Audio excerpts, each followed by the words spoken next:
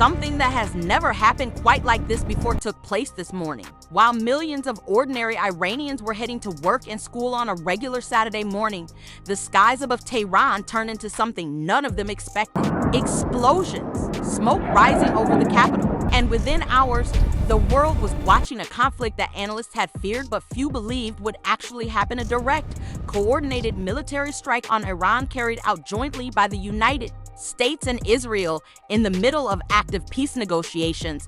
Let that sink in for a moment. Just 2 days ago, negotiators from Washington and Tehran were sitting across a table in Geneva, mediated by Oman, working toward a nuclear deal. Then on February 28, 2026, missiles started falling. To understand how we arrived at this point, you have to go back about 8 months. In June 2025, Israel launched a major assault on Iran's nuclear and military infrastructure. The United States joined in, striking facilities at Natanz, Fordo, and Isfahan. A ceasefire followed. The U.S. government claimed Iran's nuclear ambitions had been significantly set back, but the story did not end there. By the final weeks of 2025, Iran's economy was in freefall. The rial had collapsed. Food was becoming unaffordable for millions. Protests broke out across the country in January 2026, and a brutal government crackdown left thousands dead. Trump responded by telling Iranians to keep protesting,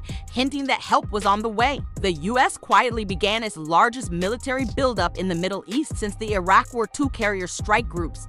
Over 150 aircraft, dozens of warships, positioned in the Arabian Sea and off Israel's coast. Then came the Geneva talks. 3 rounds of indirect negotiations through February, with Oman serving as the go-between. After the final round on February 26th, mediators described meaningful movement forward. More talks were expected the following week. Instead, 2 days later, the bombs fell. The operation has 2 names.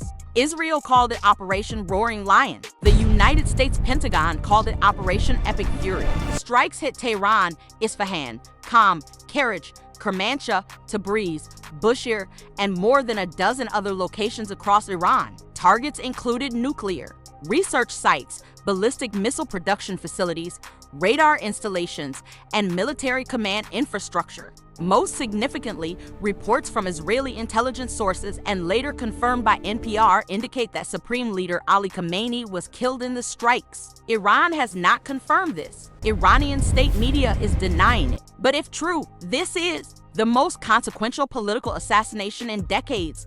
Trump announced the operation in a video posted at 2:30 in the morning, describing it as massive, ongoing, and aimed at eliminating imminent threats from the Iranian regime.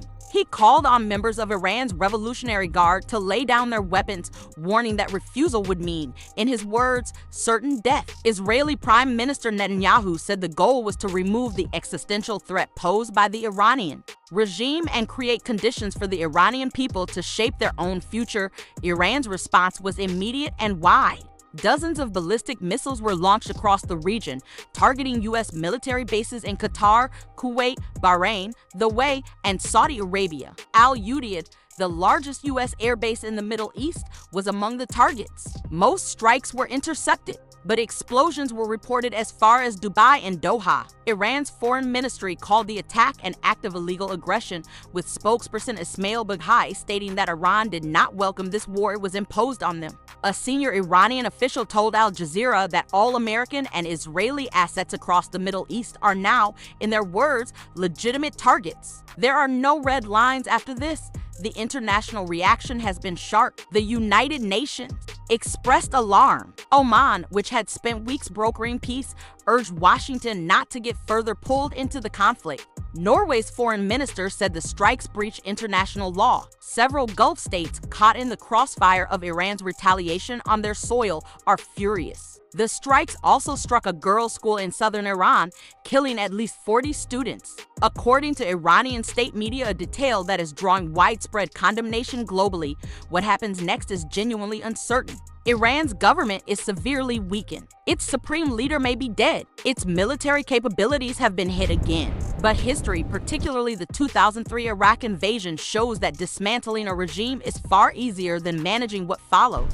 A power vacuum in Iran, a country of 85 million people with deep regional influence, could produce consequences no one has fully calculated. The Strait of Hormuz remains open for now, but Iran's parliament had already authorized its closure. 20% of the world's oil supply moves through that narrow waterway. Markets will open Monday morning to a world that looks fundamentally different from the one they closed in last Friday.